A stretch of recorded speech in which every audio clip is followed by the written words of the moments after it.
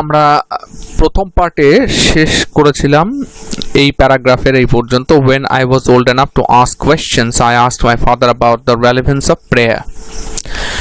এখান থেকে শুরু করব আবার আমরা second part. my father told me there was nothing mysterious about prayer। এখান থেকে একটা প্রশ্ন আসে যে what was the question and the answer regarding prayer, or what did Kalam ask about prayer to his father, what was his father's answer। এরকম প্রশ্ন আসে, ফলে সেই জায়গাটা এবার আমরা বুঝতে চেষ্টা করি। My father told me there was nothing mysterious about prayer.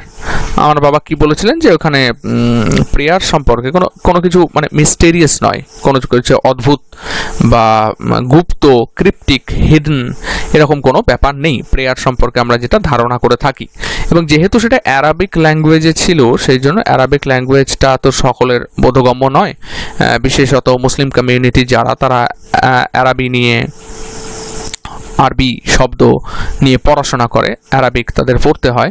তো সেই অ্যারাবিক ল্যাঙ্গুয়েজ বলে সেখানে একটা মিস্টেরিয়াস ব্যাপার থেকে যায়, তার ধারণা হয়েছিল। কিন্তু তার বাবা জয়নাল আবদিন এটা পরিষ্কার করে দিলেন যে প্রেয়ার নিয়ে কোনো মিস্টেরিয়াস কিচ্ছু নেই, অদ্ভুত লুকানো কোনো বিষয় সেখানে ছিল না। তাহলে কি ছিল? এটা প্রথম পয়েন্ট, যে there was nothing mysterious about prayer. এটা তার উত্তরের প্রথম পয়েন্ট। সেকেন্ডটা কি? Rather prayer made possible a communion of the spirit between people. কিন্তু সেখানে অন্যরকমভাবে কি ঘটছে? প্রেয়ার আসলে সম্ভব করে, made possible a communion. Communion মানে কোনো ইন্টিমেট বা থট বা ফিলিং শেয়ার অর এক্সচেঞ্জ করা, সেটাকে বলা হয় কমিউনিয়ন। যে মেন্টাল বা স্পিরিচুয়াল লেভেলে কোনো চিন্তা ভাবনা যদি একে অপরে আদান প্রদান করে, সেটাকে বলা হয় কমিউনিয়ন। তাহলে প্রেয়ার কি করে? এই কমিউনিয়নটাকে সম্ভব করে। কিসের? Of the spirit between people.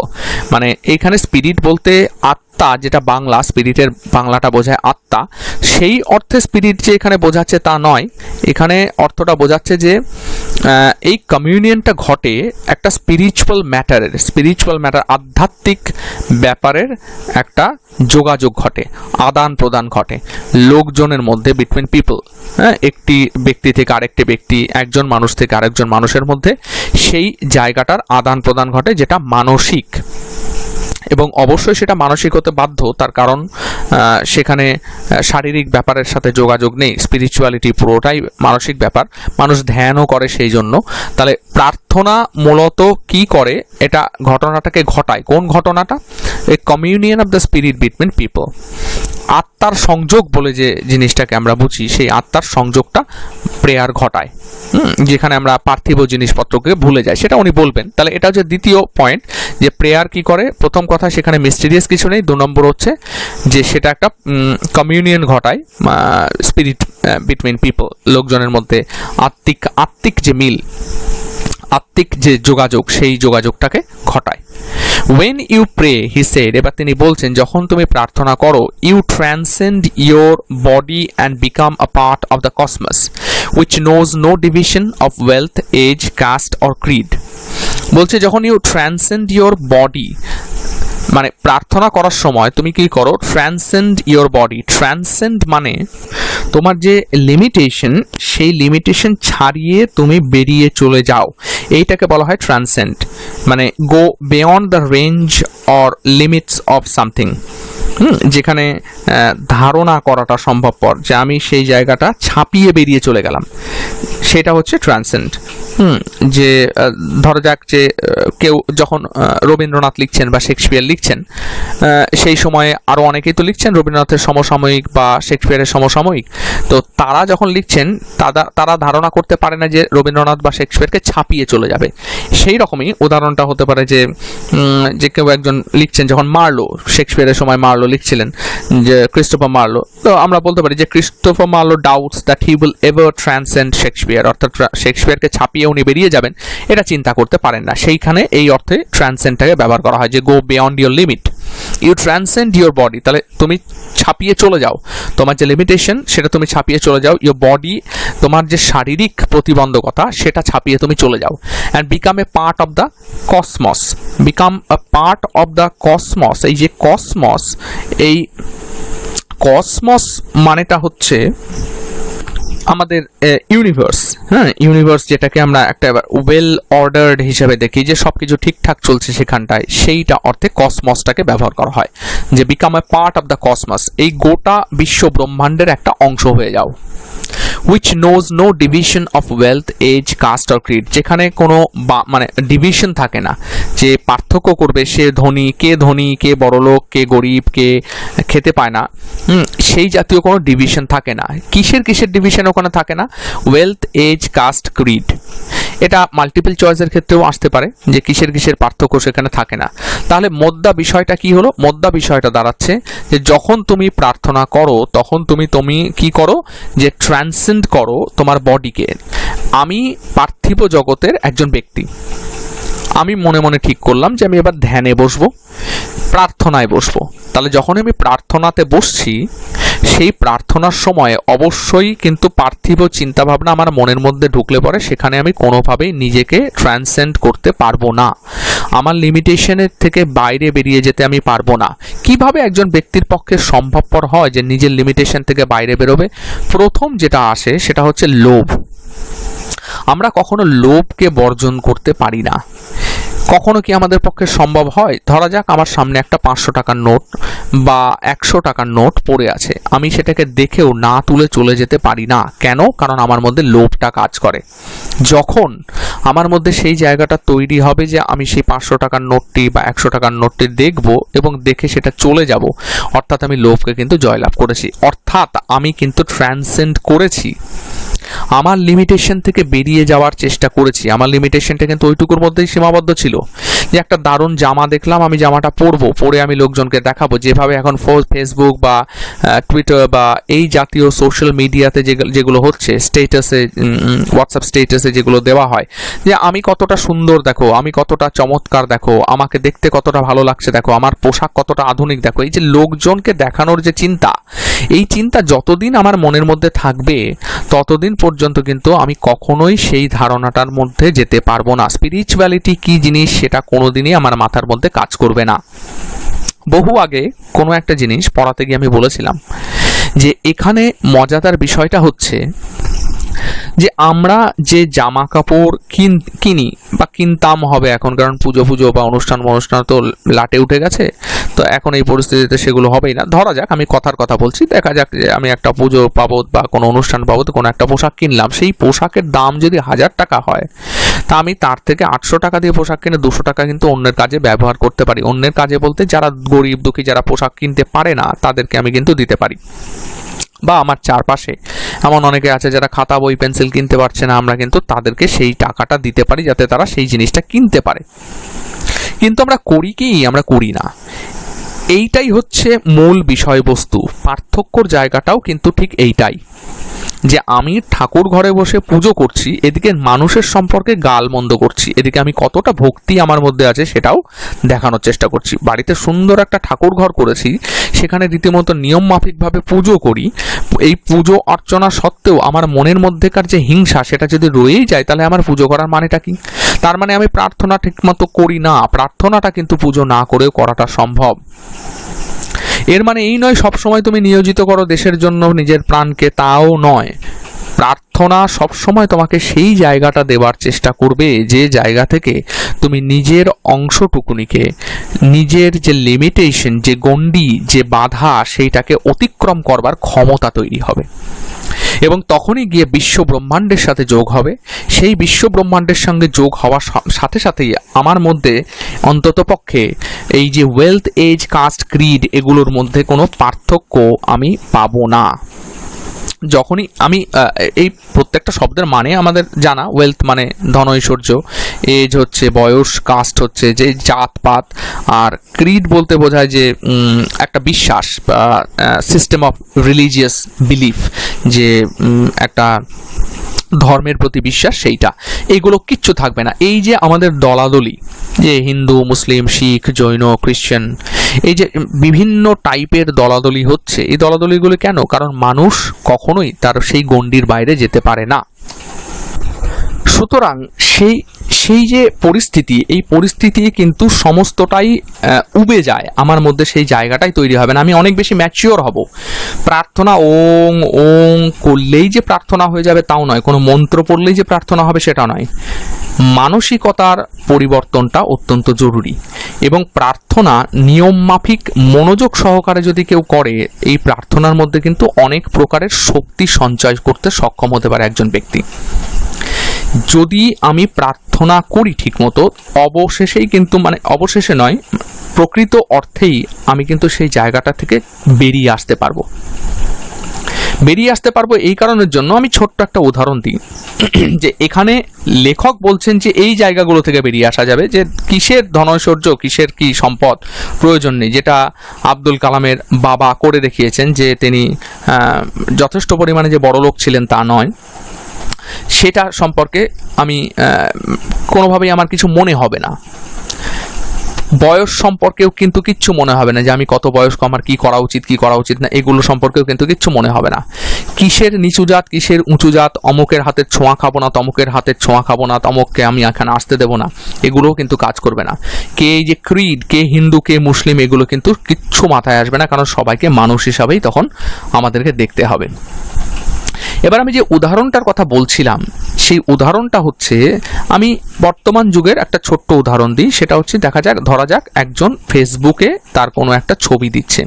কাউকে কোথাও দেখা গেছে যাদের প্রোফাইল পিকচার যারা আপডেট করে, তারা কেউই কি নিজেদের বাজে ছবি আপডেট দেয়? আপলোডিংটা কি কোনো বাজে ছবি দিয়ে হয়? না, হয় না, কেউ করে না। কেন করে না? কারণ প্রত্যেকে নার্সিসিস্ট। এই নার্সিসিজমের কনসেপ্ট আমি বুঝিয়েছিলাম 11-এর টেক্সট কর্মাতে কিন্তু সেই নার্সিসিজম মোহনলালের মধ্যে আমি এই জিনিসটাকে বুঝিয়েছিলাম। ফলে আমরা প্রত্যেকে কিন্তু নার্সিসিস্ট, নিজেদেরকে সুন্দর দেখাতে পছন্দ করি। কি হবে আমার এই সুন্দর দেখিয়ে? আমি কোন উদ্দেশ্যটা সফল করতে চলেছি আমি নিজেকে এই সুন্দর দেখানোর মাধ্যমে? আসলে কিচ্ছু হবে না। কোনো জিনিসই আমি উদ্দেশ্যমূলকভাবে সাধন করতে এখানে পারবো না। তা সত্ত্বেও আমি কেন দিনের পর দিন এটা দেখিয়ে যাচ্ছি? মানুষের প্রশংসা করতে, লাইক করতে, কমেন্ট করতে, তাই তো? যাতে মানুষ বেশি কমেন্ট করে, বেশি লাইক করে। ওই লাইক কমেন্ট দিয়ে আমার কিছু যায় আসবে? আমি মডেল হয়ে যাব? আমি প্রফেশনালি মডেলে নামবো? না। আমি দারুণ ফটোগ্রাফারকে সঙ্গে নিয়ে ঘুরবো? না। তাহলে কি? আত্মতুষ্টি, সেলফ স্যাটিসফ্যাকশনের জায়গা আসছে।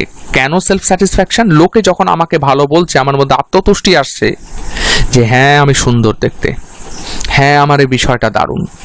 তাহলে যখনই এই বিষয়টা আমার মনের মধ্যে ঢুকে যাচ্ছে, আমি কোনোভাবেই কি পার্থিব জগতের বাইরে যেতে পারবো? কোনোদিন পারবো না।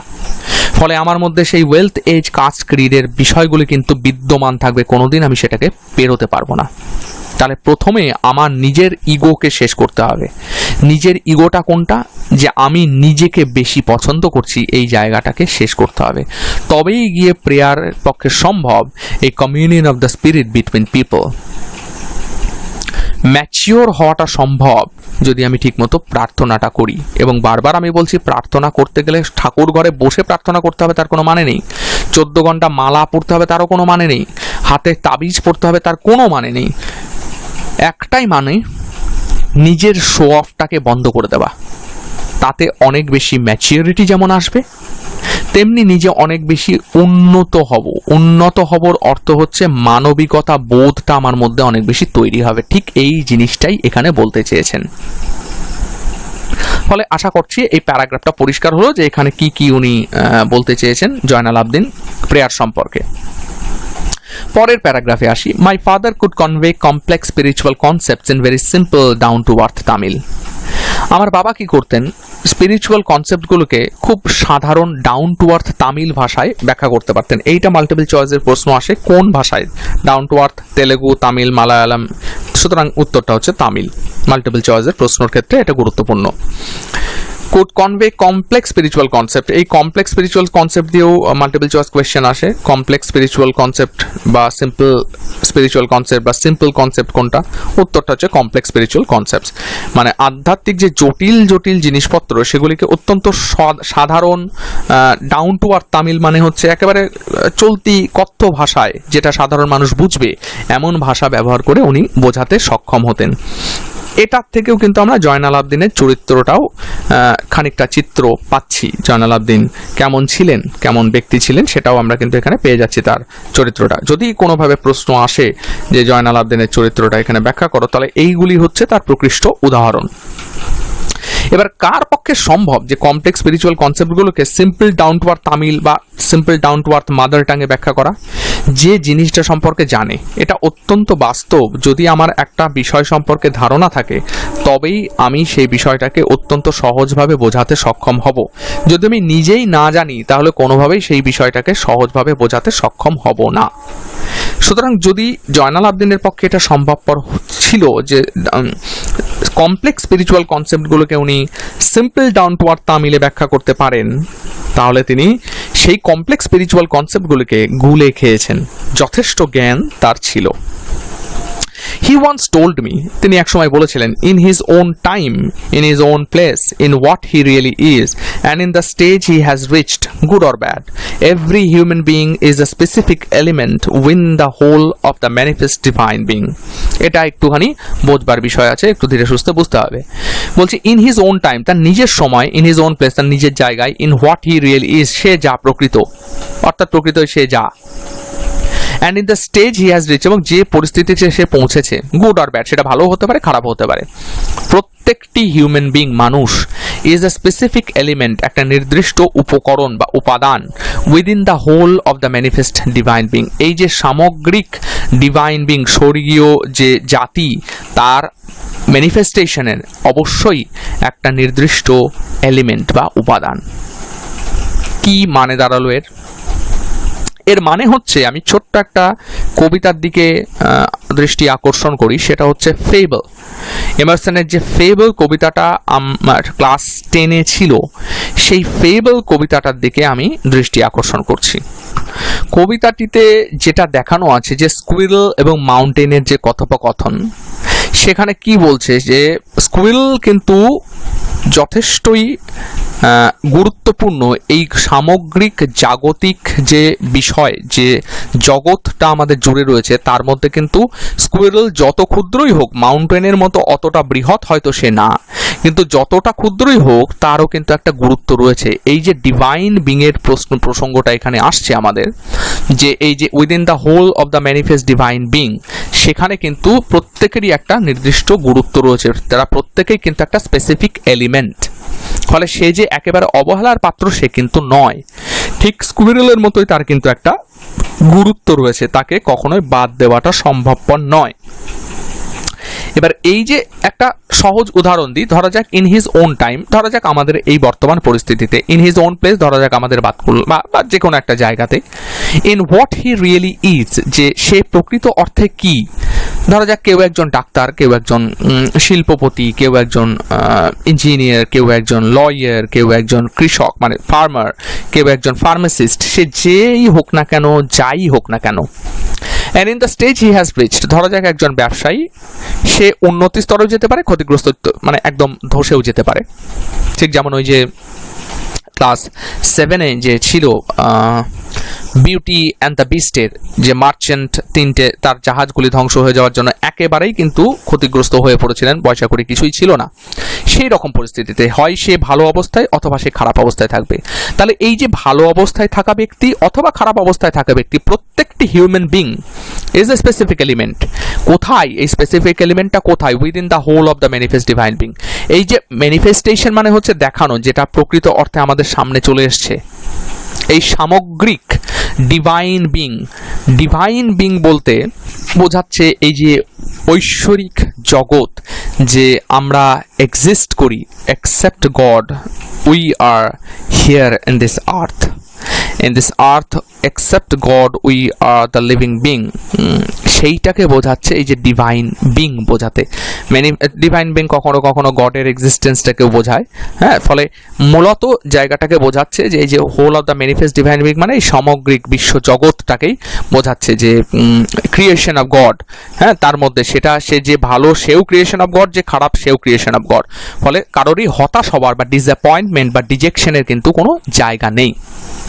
So why afraid of difficulties, এবং স্বাভাবিকভাবে যদি সেটা সত্যিই হয় যে তুমি যে কিনা দারুণ একটা জায়গায় এবং আমি যে কিনা অত্যন্ত খারাপ একটা জায়গায়, সবাই যদি এর অন্তর্গত হয়, এই ডিভাইন বিং এর অন্তর্গত হয়, তাহলে তো আমাদের ডিফিকাল্টিসে অ্যাফ্রেড হওয়ার কোনো কারণ নেই। ঝড়ঝাপটা যাই আসুক সেটা সত্যকে নিতে হবে সহজে। তাহলে সেই অ্যাফ্রেড আমরা যখন হচ্ছি যে কঠিন পরিস্থিতি পড়ছে, তখন যদি আমরা ভাবি হাই হাই রে আমার এটা কি হলো, তো সেই পরিস্থিতিও আসার দরকার নেই। তাহলে আমাদের তো অ্যাফ্রেড হওয়ার দরকার নেই ডিফিকাল্টিস থেকে, সাফারিংস থেকে, প্রবলেমস থেকে, কারণ সেগুলো সবই তো সাময়িক। এবং কখনোই সেগুলো যদি আমার সামনে আসেও তার মানে এই নয় যে আমি শেষ হয়ে গেলাম বা আমার পাশে আর কেউ নেই। ফলে যার এগুলো আসছে না সে যেমন এই ডিভাইন বিং এর একটা স্পেসিফিক এলিমেন্ট, আমার যার এই সমস্যাগুলি এসেছে আমিও কিন্তু একটা এই ডিভাইন বিং এর স্পেসিফিক এলিমেন্ট। এবং এটা তখনই সম্ভবপর ভাবা যখন আমি প্রেয়ারের মাধ্যমে সেই জায়গাটাকে অ্যাচিভ করব, সেই জায়গাটাকে দখল নেব, সেই জায়গাটার পরিস্থিতিতে আমি চলে যেতে পারবো। সেই জন্য এটাকে এইভাবে ডিভাইন বিং এর কথা বলা হচ্ছে। ফলে জয়নাল আবদিনের এই যে এটাও একটা স্পিরিচুয়াল কনসেপ্ট, যে স্পিরিচুয়াল কনসেপ্টটা যথেষ্ট কমপ্লেক্স এবং সেটাকে উনি যথেষ্ট সহজভাবেই বোঝানোর চেষ্টা করছেন। So why be afraid of difficulties, sufferings and problems. এইটা যারা আত্মহত্যা করতে যাচ্ছে তাদের কথা ভাবা যাক, যে যারা দেখা যাক আত্মহত্যা করতে চললো, তাহলে তারা যদি সেই মুহূর্তে ভাবে যে আমার আত্মহত্যা করার কিছু নেই, কারণ সমস্যা মানুষ মাত্রই আসতে পারে, এবং সেখানে আমি যদি আত্মহত্যার পথ বেছে নিই তাহলে আমি কেমন মানুষ। সমস্যা যে কোনো সময় যে কোনো মানুষের যে কোনো পরিস্থিতিতে আসতে পারে। এবার আমি সমস্যা থেকে পিছিয়ে যাব না, সেটাকে ফেস করব। পিছিয়ে গেলে পরে আমি মানুষের পর্যায়ে পড়ি না, ফেস করলে পরে অবশ্যই আমি একজন মানুষ, কারণ কোনো কিছুই লুকিয়ে থাকতে পারে না। যতটা ফেস করব আমি ততটা আমার মধ্যে সাহস আসবে, ততটা আমার মধ্যে শক্তি সঞ্চয় হবে এবং সেই অনুযায়ী আমি কাজ করতে পারবো। সুতরাং আমাদের কখনোই ডিফিকাল্টি, সাফারিংস, প্রবলেমস, হ্যাঁ, যে দুঃখ, দুর্দশা, কষ্ট, সমস্যা, এগুলি থেকে ভয় পাওয়ার কোনো কারণ নেই। When troubles come, যখন এই সমস্যা আসবে, try to understand the relevance of your sufferings. কি করতে হবে?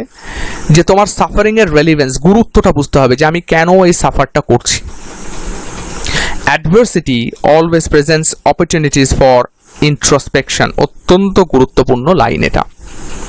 বলছে যখন সমস্যা আসছে তোমাকে বুঝতে হবে এই সাফারিং এর কারণটা কি। অ্যাডভার্সিটি মানে করুণ অবস্থা, দুর্দশাগ্রস্ত অবস্থা। Always presents opportunities for introspection. Introspection মানে অন্তর্দর্শন। অপরচুনিটি মানে আমরা জানি যে আইদার অপরচুনিটি অর অপরচুনিটি, দুটো প্রোনাউন্সিয়েশনই হয়, দুটো উচ্চারণই হয়, যাই হোক। তাহলে এই যে সুযোগটা আমাকে দিচ্ছে ইন্ট্রোস্পেকশনের, অন্তর্দর্শনের সুযোগ করে দিচ্ছে কোনটা? অ্যাডভার্সিটি। উদাহরণ দিয়ে বোঝাই। ধরা যাক আমার রেজাল্ট খারাপ হয়েছে, আমার মাধ্যমিকের হোক উচ্চ মাধ্যমিকের রেজাল্ট খারাপ হলো।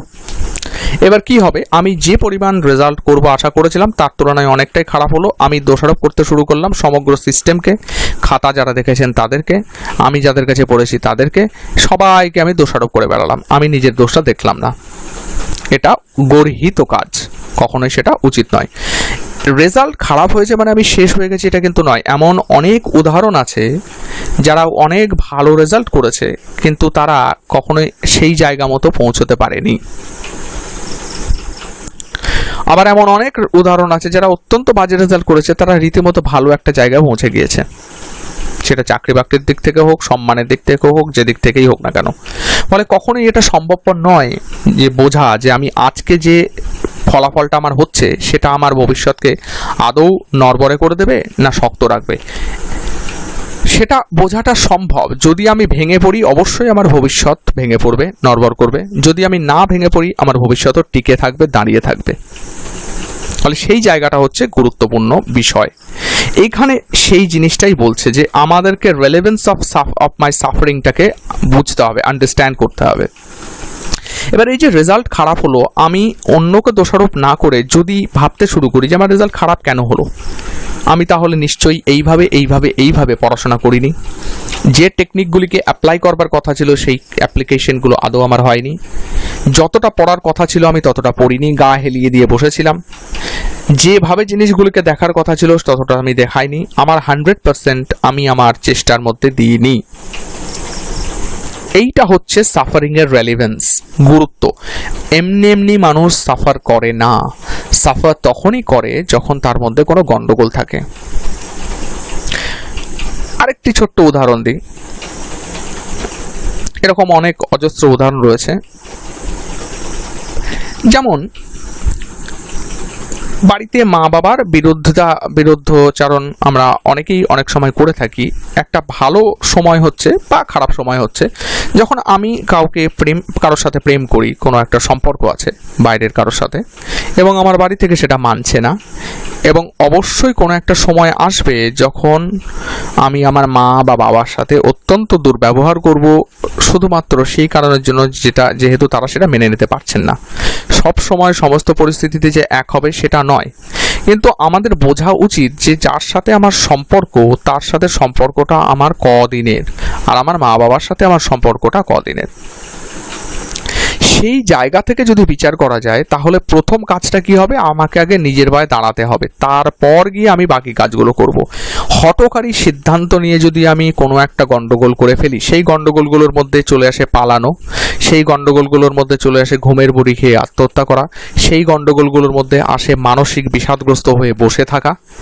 এই গন্ডগোলগুলো কেন করব আমি, যার কোনো কারণ নেই। এই জন্যই বলছে অ্যাডভার্সিটি কি করে, অপরচুনিটিস ফর ইন্ট্রোস্পেকশন দেয়। অন্তর্দর্শনটা অত্যন্ত জরুরি। অন্তর্দর্শন কিভাবে সম্ভব? যখন আমি রেলেভেন্স অফ মাই সাফারিংটাকে বুঝতে পারবো, যে গুরুত্বটা কোথায়, আমি যে সাফার করছি, আমি যে কষ্ট পাচ্ছি সেটা কেন, কারণটা কি, আমি কি তাহলে পুরোপুরি ঠিকঠাক? যদি আমি ঠিকঠাক না হই তাহলে ঠিকঠাক হওয়ার চেষ্টা করি। ঠিকঠাক হওয়ার পরও যখন আমার সাথে এই জাতীয় গন্ডগোল ঘটবে তাহলেও বুঝতে হবে কোথাও না কোথাও কোনো না কোনোভাবে কারোর সাথে আমি গন্ডগোল করেছি, যার ফলস্বরূপ আমি এটা পাচ্ছি। এবং এটা অত্যন্ত বাস্তব কথা। আজকে আমি যাকে ঠকাবো সেই ঠকাটা আমার কাছে ঠিক ফিরে আসবে, আজ না হয় কাল, না হয় পরশু, না হয় 2-3 বছর পর, কিন্তু ফিরে সেটা আসবেই। এবং যখন আসবে তখন আমার সাপোর্টে আমি কাউকেই পাবো না। সেই জন্য এটা অত্যন্ত গুরুত্বপূর্ণ যে আমাদের বোঝাটা উচিত রেলেভেন্স অফ মাই সাফারিং কাকে বলে। এই যে ফেসবুক বা হোয়াটসঅ্যাপে যে স্ট্যাটাস দেওয়ার কথাটা আমি বলছি, বা ফটো আপলোড করার কথাটা যেটা বলছি, ওয়াল ফটো হোক বা যেটা প্রোফাইল পিকচার হয় সেটা হোক, যাই হোক না কেন, এটা করার মানেটা হচ্ছে এইটা হচ্ছে this is my best version, আমার কিন্তু আর কিছু দেখানোর নেই। এবার আমি যদি আমার খারাপ ছবিটা দিই, আমার বেস্ট ভার্সনটা কিন্তু কেউ দেখেনি। বেস্ট ভার্সনটা দিয়ে মানুষের মনে একটা ইমেজ গেঁথে যায় যে হ্যাঁ এই রকম দেখতে, এই রকম সুন্দর দেখতে। সে হয়তো আদৌ এরকম সুন্দর নয়, কারণ আমরা তো সবসময় সার্চ করি না যে যেটা আমাকে দেখতে ভালো লাগছে, যে অ্যাঙ্গেল থেকে দেখতে ভালো লাগছে সেই অ্যাঙ্গেলের ছবিটা আমি দেব। লোকজন কিন্তু আমাকে সেই অ্যাঙ্গেলের ছবি থেকেই জাজ করবে যে হ্যাঁ এই রকম। যখন বাস্তবের সম্মুখীন হবে তখন যদি আমাকে অপমানিত হতে হয়, দোষটা কি তার না আমার? ঠিক এইটাই হচ্ছে রেলেভেন্স অফ মাই সাফারিংস, এইটাই হচ্ছে adversity always presents opportunities for introspection. আশা করি বোঝাতে এইটুকুনি সক্ষম হয়েছি। এরপরে আমরা পরের প্যারাগ্রাফটাতে চলে আসব। এই প্যারাগ্রাফটা যেটা শুরু হচ্ছে, why don't you say this to the people who come to you for help and advice. ফলে দ্বিতীয় পার্টের যে প্রথম পার্ট পর্যন্ত আমরা দেখেছিলাম যে এখানে adversity always presents opportunities for introspection পর্যন্ত আমরা পড়েছিলাম, এর ব্যাখ্যাটাও হয়েছে। এবং পরবর্তী যে প্যারাগ্রাফ সেটা পার্ট 2তে আমরা এখান থেকে শুরু করব। তাহলে কি বলছে, why don't you say this to the people who come to you for help and advice? I asked my father. আমি আমার বাবাকে জিজ্ঞাসা করলাম যে তুমি এই যে কথাগুলো আমাকে বলছো, এই কথাগুলো বলতে এই যে কথাগুলো, যে adversity always presents opportunities for introspection, বা when troubles come try to understand the relevance of your sufferings, এইগুলো আমাকে না বলে তোমার কাছে যে লোকগুলো আসে সাহায্য এবং মতামত নেওয়ার জন্য, তাদেরকে তুমি কেন বলছো না বা বলো না কেন? He put his hands on my shoulders and looked straight into my eyes. তিনি কালামের কাঁধে হাত রাখলেন এবং কি করলেন? Looked straight into my eyes. সরাসরি কালামের চোখের দিকে তাকালেন। For quite some time he said nothing. কিছুক্ষণ জন্য উনি কিছুই বললেন না। As if he was judging my capacity to comprehend his words. যেন মনে হলো তিনি জাজ করছিলেন, যে সেটাকে অনুধাবন করবার চেষ্টা করছিলেন। কি? My capacity to comprehend his words, তার কথাগুলো বোঝবার ক্ষমতা আমার আছে কিনা সেইটা বোঝবার চেষ্টা করছিলেন তিনি।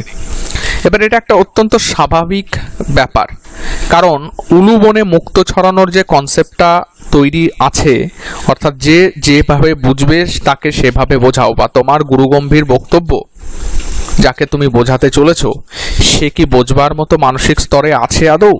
যদি না থাকে তাহলে তাকে কেন বোঝাবে, বা বুঝিয়ে কি কোনো লাভ হবে? সেইটা বোঝাটা অত্যন্ত জরুরি। যদি আমি নিজেই না বুঝি যে আমি যাকে বোঝাবো বিষয়গুলি সে বোঝবার মতো মানসিকতা নিয়ে উপস্থিত আছে কিনা, তার পরিণত মস্তিষ্ক কিনা, বোঝবার যে জন্য যে ধীর স্থির মনোভাব বা মানসিকতার দরকার সেটা তার মধ্যে কাজ করছে কিনা, এগুলো না বুঝলে তো সম্ভবপর নয়। জয়নাল আবদিন সম্ভবত সেই জিনিসটাই বিচার করছিলেন তার সন্তানকে বোঝাবার আগে, কারণ বুঝিয়ে দিলেই তো আর হলো না, সেটা সে বুঝবে কিনা, সেটা সে নিতে পারবে কিনা, তার মস্তিষ্ক সেই জায়গায় পৌঁছবে কিনা, তার ম্যাচুরিটি লেভেল সেই পরিস্থিতিতে আসতে পারবে কিনা, এতগুলো জিনিসপত্র কিন্তু দেখবার প্রয়োজন হয়। এবং সেই কারণের জন্যই as if he was judging my capacity to comprehend his words, তার ভাষা বা কথা বোঝবার পরিস্থিতিতে আদৌ আমি আছি কিনা সেটা হয়তো তিনি বোঝবার চেষ্টা করছিলেন, জানবার চেষ্টা করছিলেন। Then he answered in a low deep voice. সুতরাং তিনি ফাইনাল ডিসিশনে চলে এলেন যেতে বলা যায়, এবং সেই কারণে উনি কি উত্তর দিলেন? In a low deep voice, খুবই আস্তে, মানে যেটা স্বর নিচু করে, কিন্তু ডিপ। লো আর ডিপের মধ্যে যে জায়গাটা তৈরি হচ্ছে, যে আমি লো ভয়েসে অনেক সময় ফিসফিস করে কথা বলি, কিন্তু ডিপ ভয়েস যখনই আসবে তখনই কিন্তু আমি কিছু একটা গুরুতর বোঝানোর চেষ্টা করছি, সেই ক্ষেত্রে কিন্তু ডিপ ভয়েসটা আসে। His answer filled me with a strange energy and enthusiasm. তার উত্তর আমাকে পরিপূর্ণ করে দিল। with a strange energy and enthusiasm, একটা অদ্ভুত ধরনের এনার্জি, উদ্দীপনা, enthusiasm, উৎসাহ, এই এনার্জি বা শক্তি, উৎসাহ, উদ্দীপনাতে পরিপূর্ণ করে দিল তার উত্তর আমাকে। এবং যেহেতু পরিপূর্ণ করে দিয়েছিল, কালাম কিন্তু আজও সেটা মনে রেখে তার এই উইংস অফ ফায়ার মানে অটোবায়োগ্রাফিতে লিখেছেন। এখান থেকে লাইন তুলে প্রশ্ন আসে অনেক সময়, his answer filled me with strange energy and enthusiasm, whose answer, who is the speaker, what was his answer, এই জাতীয় প্রশ্নগুলি আসে। 2+3+1+2+3 এইভাবে আসে, কখনো 1+1+4 আসে, এরকম। তাহলে কি বলেছিলেন উনি? Whenever human beings find themselves alone, as a natural reaction, they start looking for company. যখনই whenever human beings, মানুষ, find themselves alone, নিজেকে একাকী পায় বা একা থাকে বা একাকিত্বে ভোগে বা একা থেকে যায়, as a natural reaction, খুব স্বাভাবিকভাবেই, ন্যাচারাল রিয়াকশন বলতে অত্যন্ত স্বাভাবিক তোমার প্রতিক্রিয়া স্বরূপ, they start looking for company, অর্থাৎ কোনো সঙ্গ খোঁজে বা সঙ্গী খোঁজে। কেন? কারণ একা মানুষ থাকতে পারে না, থাকতে ভয় পায়। একাকিত্ব মানুষকে গিলে খেয়ে ফেলে। স্বাভাবিকভাবে মানুষ যখন একা থাকে তখন কি করে, সে সবসময়ের জন্য চায় যে কেউ এসে তার সাথে গল্প করুক, তার সাথে কথা বলুক, তার জিনিসপত্রগুলো নিয়ে আলোচনা করুক, কেন সেই পরিস্থিতিতে আছে সেই জিনিসগুলো নিয়ে সে জানতে চাক। এই জিনিসটাই কিন্তু সবসময় প্রত্যেকটা ব্যক্তির মনে হয়। সেই কারণের জন্য কি বলছেন উনি, যে মানুষ যখন একা থাকে তখন কি হয়, ন্যাচারাল রিয়াকশন হচ্ছে এইটা, যে they start looking for company, কোনো একটা সঙ্গ বা সঙ্গী খোঁজে। whenever they are in trouble, যখনই তারা বিপদে পড়ে, অসুবিধায় পড়ে, they look for someone to help them, কাউকে আমরা খুঁজি, যখন আমরা কোনো বিপদে পড়ি কাউকে কিন্তু আমরা খুঁজি যে কেউ আমাকে সেখান থেকে বের করতে পারবে। এবার লোকনাথ বাবা তো বলেই দিয়েছেন, জলে স্থলে রণে বনে জলে জঙ্গলে যেখানে তুমি পাবে, একমাত্র আকাশ বাদ দিয়ে সব জায়গায় উনি থাকবেন। তো উনি অবশ্যই বিপদ থেকে রক্ষা করবেন, উনি তো ঘোষণাই দিয়েছেন। ফলে তাকে ডাকা যেতেই পারে, কিন্তু তাকে না ডেকেও মানুষ কি করে, মানুষকেও অনেক সময় ডাকে। এবার কিছু ক্ষেত্রে দেখা যায় যে আমাদের পরিস্থিতি অনুযায়ী আমরা অটোমেটিক্যালি বলে ফেলি হে ভগবান, হায় আল্লাহ, হায় ঈশ্বর, ও গড, এই জাতীয় ফ্রেজ কিন্তু টুকরো কথা আমাদের মুখ দিয়ে বেরিয়ে আসে। কেন? কারণ আমরা সেই পরিস্থিতিতে ভগবানকে ডাকতে চাই, যাতে ভগবান এসে আমাদেরকে সাহায্য করে সেই জায়গা থেকে বের করে নিয়ে যায়। তাহলে এই জন্য বলছে whenever they are in trouble they look for someone to help them, whenever they reach an impasse। যাই হোক, পরেরটা আমি একটু পরে আসছি। তাহলে they look for someone to help them, একজন কাউকে খোঁজে যে আমাকে এই পরিস্থিতিতে যে আছি, যে এই বাজে পরিস্থিতি থেকে কেউ একটা উদ্ধার করুক। তো সেইটা কেন কাউকে খুঁজছে? কারণ তার দ্বারা সেটা সম্ভবপর হচ্ছে না, সেখান থেকে বেরিয়ে যাওয়া তার দ্বারা সম্ভবপর হচ্ছে না। সেইটাই উনি আবার পরের লাইনে ব্যাখ্যা করছেন। whenever they reach an impasse, impasse বলতে বোঝাচ্ছে কোনো একটা আটকে যাওয়া, কোথাও একটা আটকে যাওয়া, যেখান থেকে মুক্তির উপায় সচরাচর আমাদের থাকে না, যেখান থেকে আমরা অতি সহজে কোনো একটা পথ খুঁজে পাই না। ইম্প্যাস বলতে বোঝায় মূলত a situation in which no progress is possible especially because of disagreement, অথবা সেটাকে ডেডলক বলা হয়, যেখান থেকে আর বেরোনোর সম্ভাবনা নেই, সেইটা হচ্ছে ইম্প্যাস। they look to someone to show them the way out, যে কাউকে না কাউকে তারা খোঁজে যে সেখান থেকে পথ দেখিয়ে বের করে নিয়ে যাবে। ব্যাপারটা সত্যিই তাই, যে আমরা যখন কোনো একটা পরিস্থিতিতে ফেসে যাই ভাবি যে এখান থেকে আর কি করে আমরা বেরোবো, কেউ এসে উদ্ধার করুক, কেউ একটা থাকুক। এবার এইটা না সব সময়ের জন্য সত্যি হবে কিনা জানা নেই, কিন্তু পরিস্থিতি এইগুলো এরকমভাবেই তৈরি করা হয়। যেমন কোহরাম বলে একটা সিনেমা আছে, কোহরাম, নানা পাটেকর আছেন, অমিতাভ বচ্চন আছেন। তো সেই কোহরাম সিনেমাটাতে একজন ডায়ালগ দিচ্ছে যে একজন নেতার গাড়ি যাবে, এমএলএর গাড়ি যাচ্ছে সম্ভবত, তো পুরো রাস্তাটা জ্যাম করে দিয়ে বসে আছে পুলিশ, তার সাধারণ মানুষের হেনস্থা হচ্ছে। তখন সেই একজন ডায়ালগ দিচ্ছেন ওখানে যে এইভাবে আর কতদিন চলে, শুনেছি তো নাকি যে এরকম পরিস্থিতি যখন আসে, যখন শত্রু বা নিষ্ঠুর কোনো পাপী উদ্ভব ঘটে, কেউ না কেউ জন্মগ্রহণ করে তাকে বিনাশ করার জন্য, তখনই দেখা যাচ্ছে অমিতাভ বচ্চন ছদ্মবেশে মোটরসাইকেল চালিয়ে যাচ্ছে, অর্থাৎ সেই নেতাকে মারবার জন্য। তো পরিস্থিতিটা এরকমই। এমনকি আমাদের বলিউড সিনেমা বা হলিউড সিনেমা বা ঢালিউড, মানে আমাদের যে বাংলা সিনেমাগুলো, সেই প্রত্যেক সিনেমাতেই, মানে অধিকাংশ, প্রত্যেক নয়, অধিকাংশ সিনেমাতেই কনসেপ্টগুলোকে কিন্তু এইভাবেই দেখানো হয়। তো জয়নাল আবদিনের বক্তব্য কিন্তু খানিকটা সেই রকমই, যে ইম্প্যাসে পড়লে আমরা সবসময় কাউকে না কাউকে খুঁজি সেখান থেকে পথ বের করে নিয়ে আসার জন্য, সে যেন পথ দেখিয়ে আমাদেরকে বের করে নিয়ে আসে, পথ প্রদর্শক যেন হন তিনি। Every recurrent anguish, longing and desire find its own special helper। এবার এই যে every recurrent বলতে এখানে বোঝাচ্ছে যেটা বারবার ঘটছে, occurring often or repeatedly বলতে রিকারিং বলা হয়। তাহলে রিকারেন্ট কি? অ্যাঙ্গুইশ মানে হচ্ছে অ্যাঙ্গুইশের কিন্তু অ্যাঙ্গুইশ, লঙ্গিং এবং ডিজায়ার প্রায় শুনতে একরকম লাগলেও প্রত্যেকটার আলাদা আলাদা মানে আছে। অ্যাঙ্গুইশ মানে যেমন severe mental or physical pain or suffering, যেমন প্রচণ্ড কষ্ট পেয়েছি, ধরো দেখো আমার হাত কেটে গেছে বা পায়ে চোট পেয়েছি, আমি কষ্টে চোখ বন্ধ করে ফেললাম, এইটা হচ্ছে অ্যাঙ্গুইশ। যেমন I shut my eyes in anguish, এইটা হলো অ্যাঙ্গুইশ, সাফারিং বা পেইন এই অর্থে। লঙ্গিং বলতে এখানে বোঝাচ্ছে যে কোনো একটা ইয়ার্নিং ডিজায়ার। হ্যাঁ, ইয়ার্নিং ডিজায়ার বলতে আবার বোঝায়, ইয়ার্নিং শব্দের অর্থটা হচ্ছে যে কোনো একটা মারাত্মক অনুভূতি, হ্যাঁ, যেটা কোনো কিছুর জন্য আমরা একটা মারাত্মক অনুভূতি হচ্ছে ইয়ার্নিং। তাহলে লঙ্গিং হচ্ছে আমি যেন কোনো কিছুর প্রতি একটা আসক্তি, সেইটাকে লঙ্গিং হিসাবে দেখাচ্ছে। অ্যান্ড ডিজায়ার মানে আমরা জানি যে ইন্টেন্স ফিলিং বা কোনো কিছুকে পাবার জন্য একটা strong feeling of wanting to have something, মানে কিছু একটা পাবো আমি, এইটার একটা মারাত্মক শক্তিশালী অনুভূতি, সেটা হচ্ছে ডিজায়ার। তাহলে অ্যাঙ্গুইশ, লঙ্গিং এবং ডিজায়ার এটা প্রত্যেক রিকারেন্ট অ্যাঙ্গুইশ মানে যেটা বারবার যেটা আসছে, হ্যাঁ, সেটা কি হয়, find its own special helper, তার নিজের স্পেশাল হেল্পারকে কিন্তু ঠিক খুঁজে পায়। অর্থাৎ আমি ধরা যাক অ্যাঙ্গুইশে আছি, কোনো কিছুতে আমার চোট লেগেছে, আমি কষ্টে আছি, আমি ডাক্তারকে হেল্পার হিসেবে পাচ্ছি।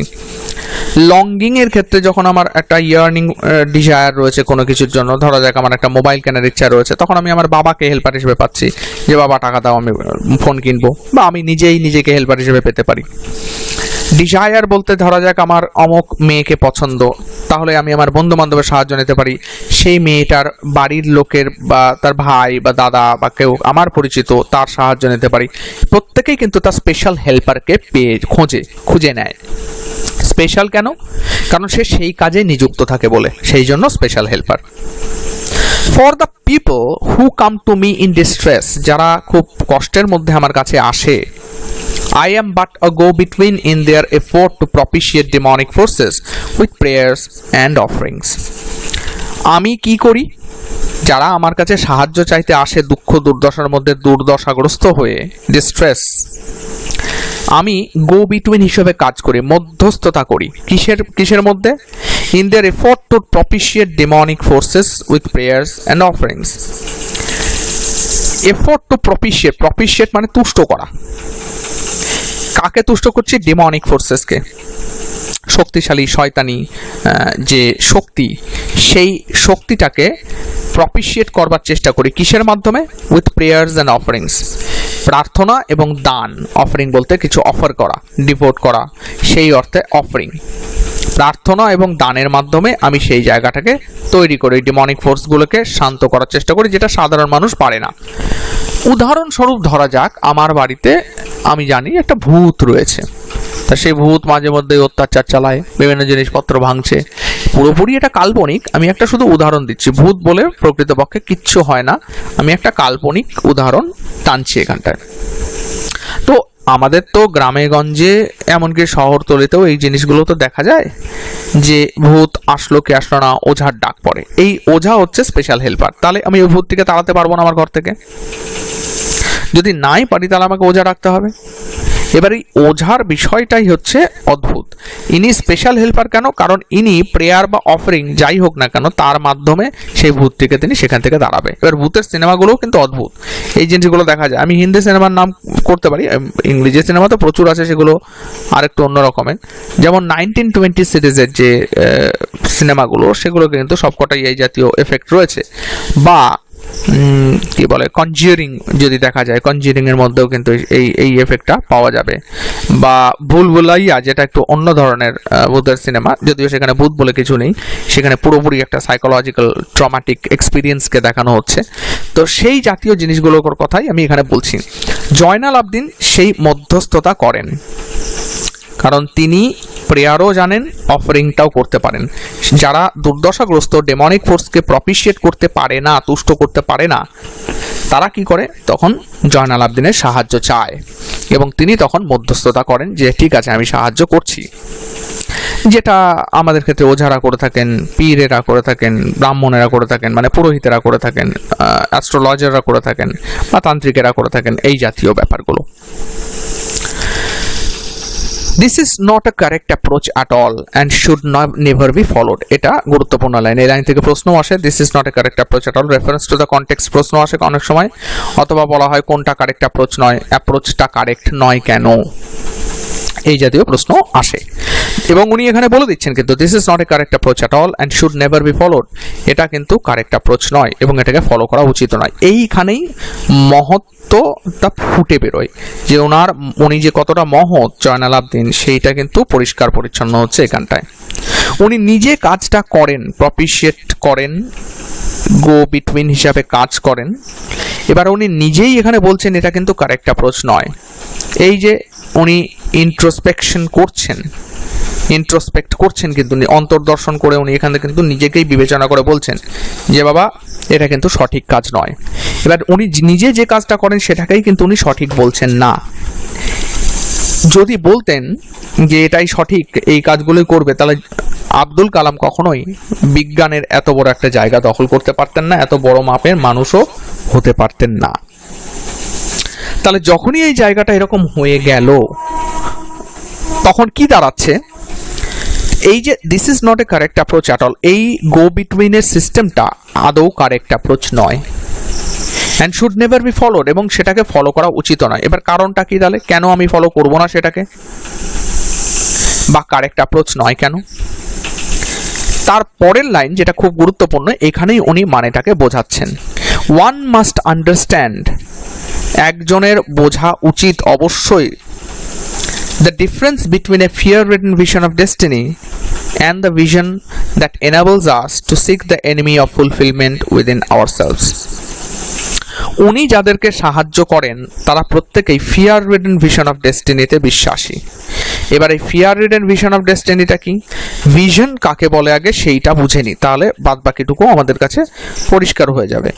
এখানে ভিশন বলতে বোঝায় যে ধরো ability to think about or plan the future with imagination or wisdom, আমার যে ক্ষমতা, যে ক্ষমতার দ্বারা আমি ভবিষ্যতের প্ল্যান করতে পারি, মানে সেটা কল্পনা এবং জ্ঞানের দ্বারা, সেইটা হচ্ছে ভিশন।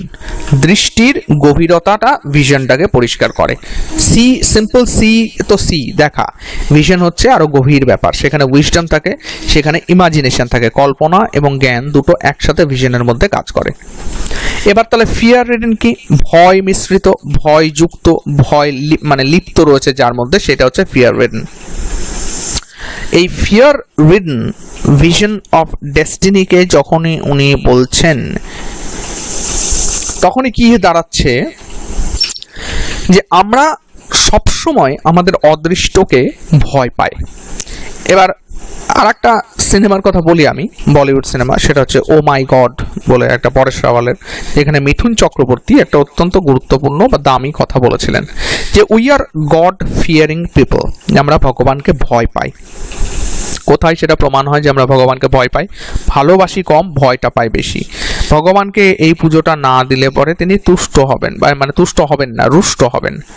আচ্ছা, ভগবানের এই তিথিতে এই পুজোটা করাটা উচিত, না হলে পরে ক্ষতি হওয়ার সম্ভাবনা, আমার এই যাতে ক্ষতিগ্রস্ত আমি না হয় সেই জন্য আমি ভগবানের পুজোটা করি, অষ্টপ্রহর করি, তার কারণ যাতে আমি পুণ্য লাভ করি। তাহলে সব কিছুই প্রাপ্তি যোগের সাথে যুক্ত, কিছু নেওয়া বা কিছু দেওয়ার সাথে যুক্ত। ভগবান তুমি এইটা করে দাও, তাহলে আমি এই জিনিসটা তোমাকে দেব। এটা আরো ভালো দেখা যায় পিকে সিনেমাটাতে, যেখানে রেজাল্ট বেরোনোর আগে বিভিন্ন জনকে দেখা যায়। 3 ইডিয়ট সিনেমাটাতেও এটার প্রভাব লক্ষ্য করা যায় যে কতটা পরিমাণ আমরা ভগবানকে ভয় করে চলি, এবং তাকে তুষ্ট করার জন্য এই যে অফারিং দেওয়া, হ্যাঁ, যে এই দেব, ওই দেব, সেই দেব, এই জিনিসটাকে আমরা করতে থাকি ক্রমাগত। এইটা হচ্ছে fear ridden vision of destiny, যে অদৃষ্টকে আমাদের ভয় পাওয়ার একটা ভিশন কাজ করে। এটা তো একটা গেল, যেটা ওই ডিস্ট্রেস থাকা পিপলগুলো জয়নাল আবদিনের কাছে এসে সেই জায়গাটা তৈরি করে। আর একটা কি আছে, vision that enables us to seek the enemy of fulfilment within ourselves. আরও একটা ভিশন আছে যেটা কি করে, আমাদেরকে সক্ষম করে, এনাবল করে। কিসের জন্য সক্ষম করে? টু সিক, খুঁজতে, the enemy of fulfilment within ourselves, যে আমাদের পূর্ণতা প্রাপ্তির জন্য যে জিনিসটা দরকার, যে আমরা জানি যে এটা এরকম নয় কিন্তু আমরা ভাবতে পারি না। আমরা জানি যে ভগবানের পুজো যদি আমি না করি তাহলে কিছুই হয়তো যে হবে না, কিন্তু আমরা সেটা করতে পারি না। এইটা আমাদের মধ্যে থেকে যায়। বাড়িতে বলেছে সেই জন্য আমি হাতে আংটি পরেছি, আমাকে এই তাবিজটা দেওয়া হয়েছে, তাহলে এই এই এই এই জিনিসগুলো হবে। তার মানেটা কি দাঁড়াচ্ছে, আমরা নিজেরাই অক্ষম থেকে যাচ্ছি যে আসলে এই জিনিসটা যে এরকম নাও হতে পারে সেটা সম্পর্কে ধারণা করতেই পারছি না।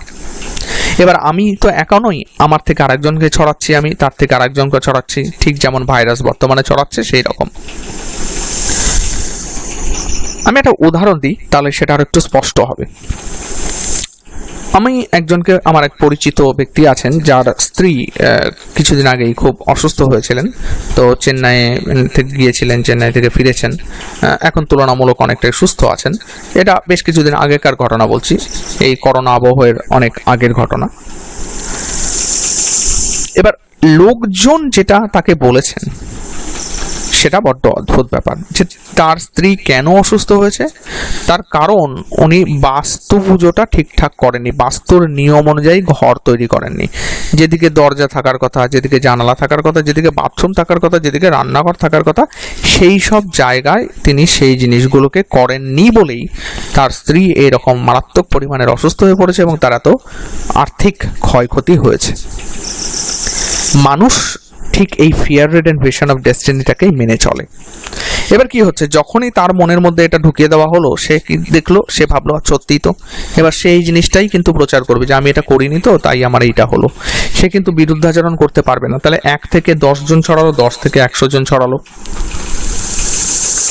এটা কি করছে, ক্রমাগত আমাদের সেই ভিশনটাকে নষ্ট করে দিচ্ছে, যে ভিশনটা আমাদেরকে জ্ঞান চক্ষুর উন্মোচন করে যে আসলে এই জিনিসগুলো যেরকম নয়, সেইটা যে ভিশনটা শেখায় বা দেখায় সেইটা বন্ধ করে দেয়। ওই যে ভিশনটা, সেইটাই হচ্ছে এই ভিশনটা that enables us to seek the enemy of fulfilment within ourselves.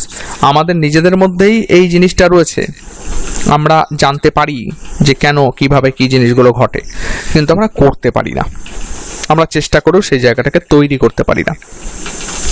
আমরা পারি না বলেই সেটা হচ্ছে এনিমি। ফুলফিলমেন্ট উইদিন আওয়ারসেলভস, আমাদের মধ্যেই এই জিনিসটা রয়েছে। আমি ভাবি কি যে পরীক্ষা দিতে যাওয়ার আগে আমি একটা তাবিজ পরব, কেন তাবিজ পরলে আমার পরীক্ষা ভালো হবে।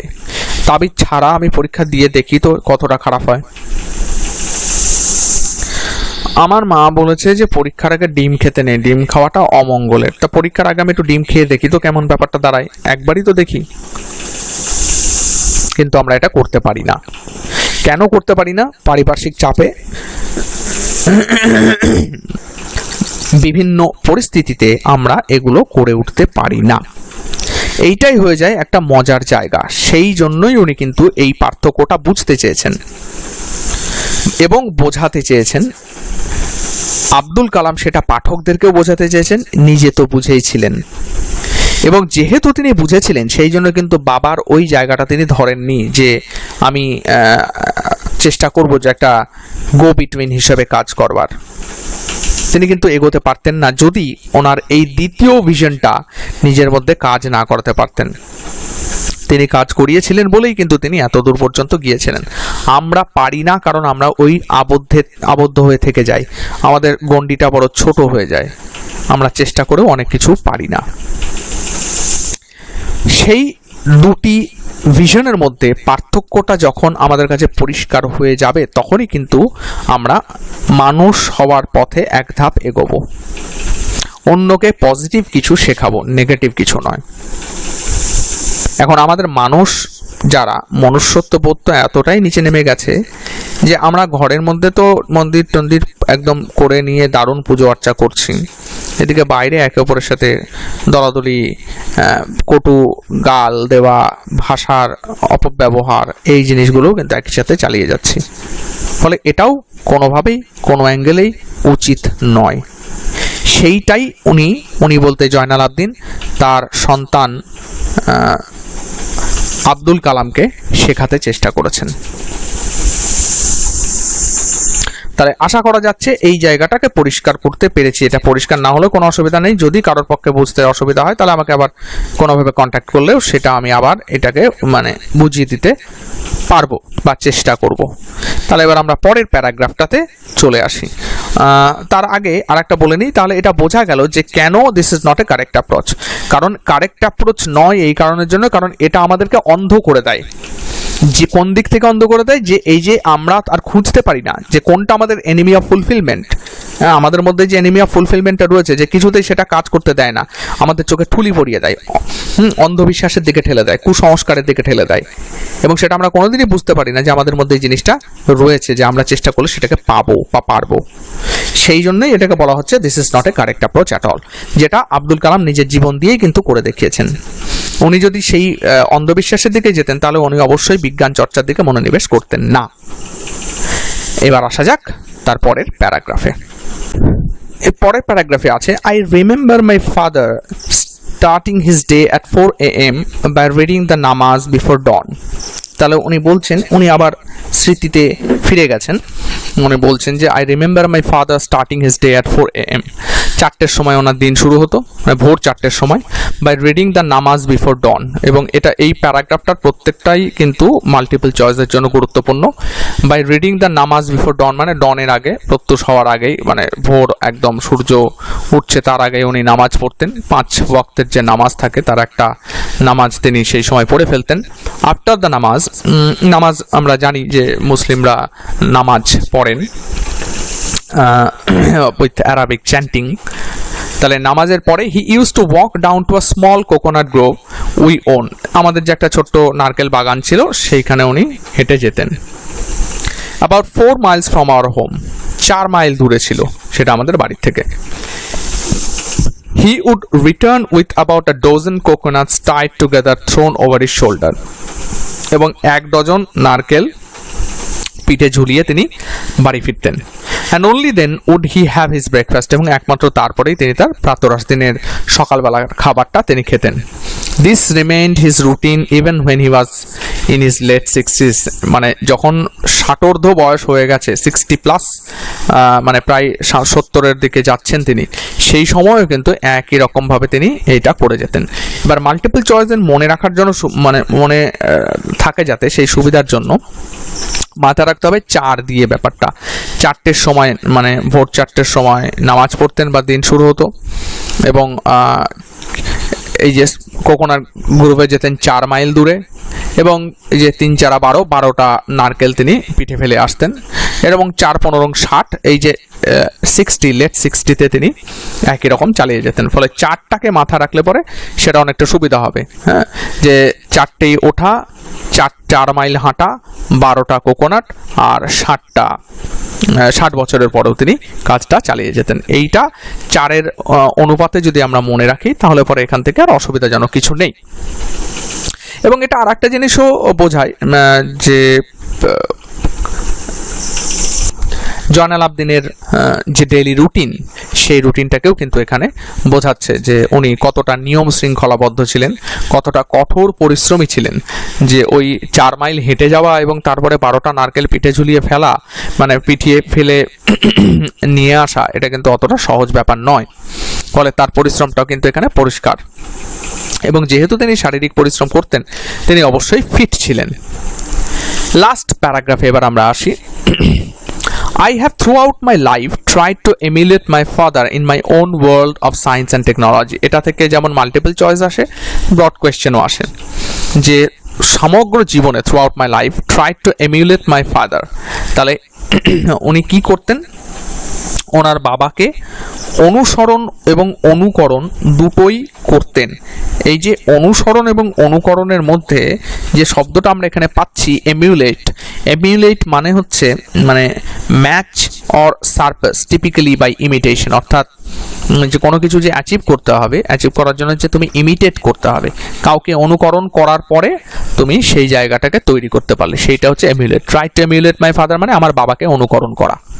In my own world of science and technology, কোথায় উনি অনুকরণ করেছিলেন? তার যে জগৎ বিজ্ঞান এবং টেকনোলজি, সেই বিজ্ঞান এবং টেকনোলজি জগতে তিনি তার বাবাকে অনুকরণ করেছিলেন।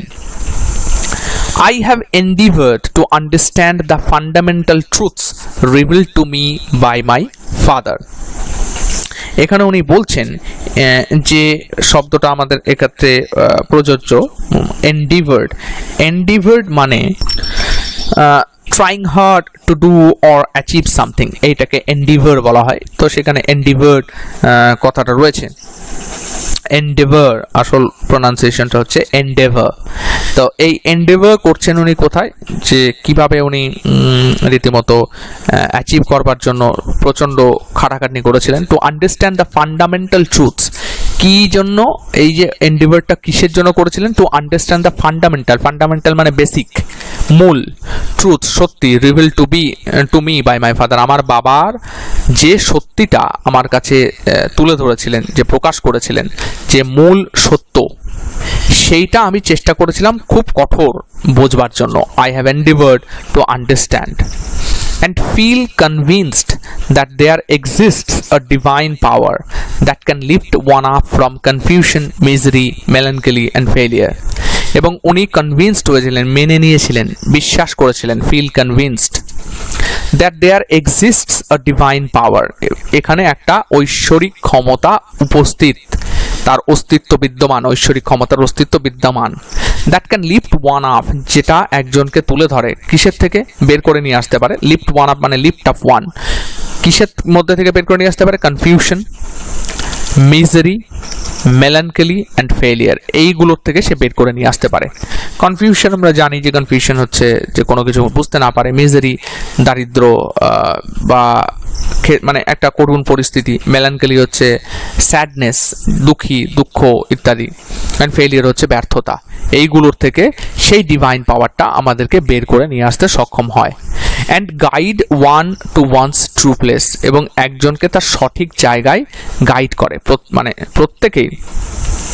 প্রত্যেককেই এই ডিভাইন পাওয়ারটা একদম ঠিকঠাক গাইড করে কোনো একটা নির্দিষ্ট জায়গায়, যেটা সত্যিকারের তার জায়গা, সেই দিকে নিয়ে যায়।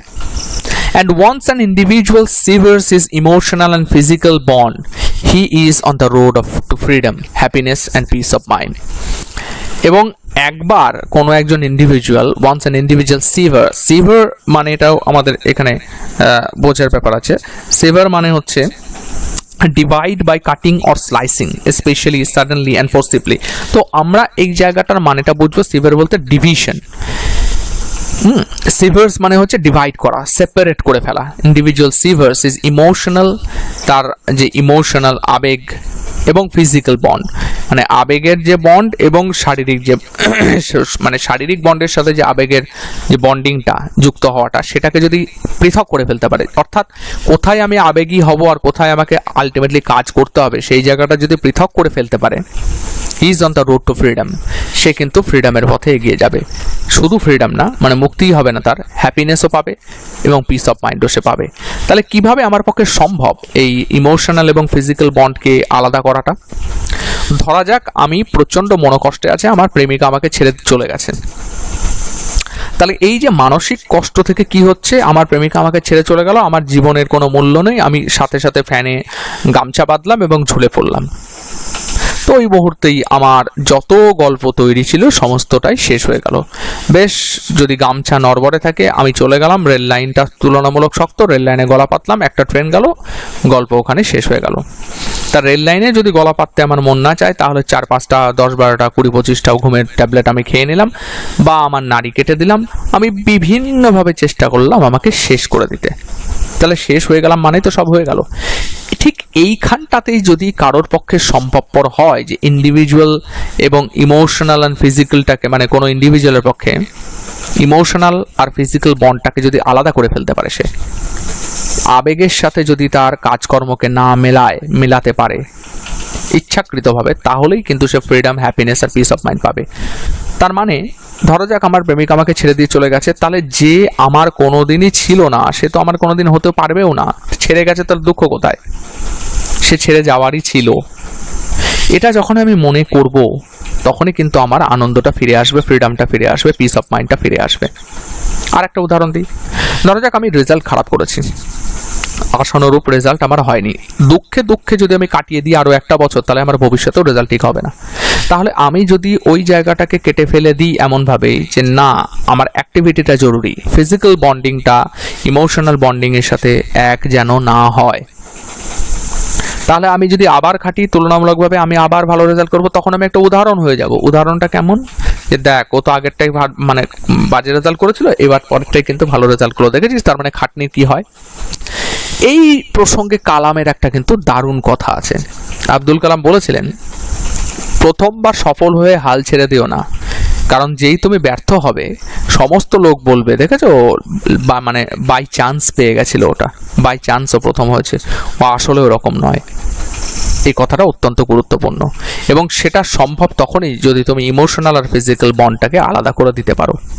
সেই জন্যই উনি বলছেন যে ইন্ডিভিজুয়াল যখনই কোনো যে মুহূর্তে, এই ওয়ান্স বলতে কোনো একটা মুহূর্তে, যে মুহূর্তের কথা উনি বলছেন, পৃথক করতে পারবে ইমোশনাল এবং ফিজিক্যাল বন্ডটাকে, সে কিন্তু স্বাভাবিকভাবেই মুক্তি, আনন্দ এবং শান্তি, মানসিক শান্তি পাবেই। এই হলো আমাদের গোটা টেক্সটটা। সমস্যা থাকলে পরে যোগাযোগ করতে হবে।